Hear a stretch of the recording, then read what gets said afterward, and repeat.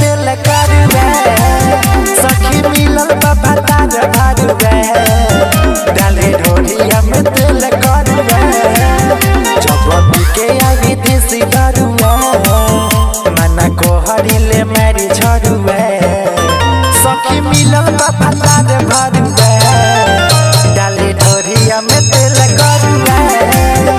सखी मिलल बाबा ताज भरुए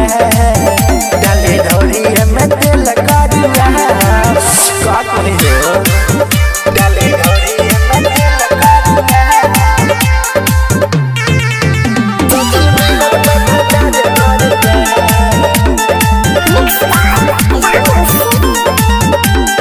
साँझ से लागेला सजिया या गोरे पागल हो जाला समान देखी गोरे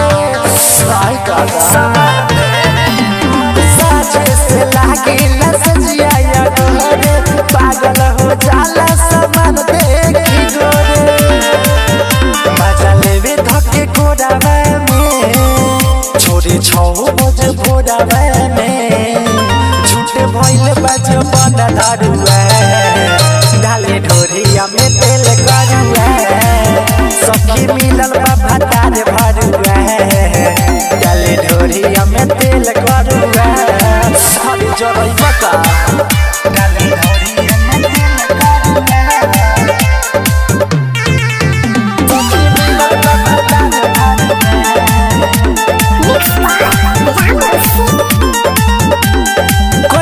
जियान हमर चढ़ली जाबहनी रोशन दीदी कदम कर मोहन मानी आई कैलस जियान मोर चढ़ली जाबहनी रोशन दीदी कभी किस कर मोहन मानी सच कहतानी बाबा बीरबा रोज रात में मजा भी हलबा झूठ भइल बा समान पोसुआ डाले ढोरिया में तेल करुए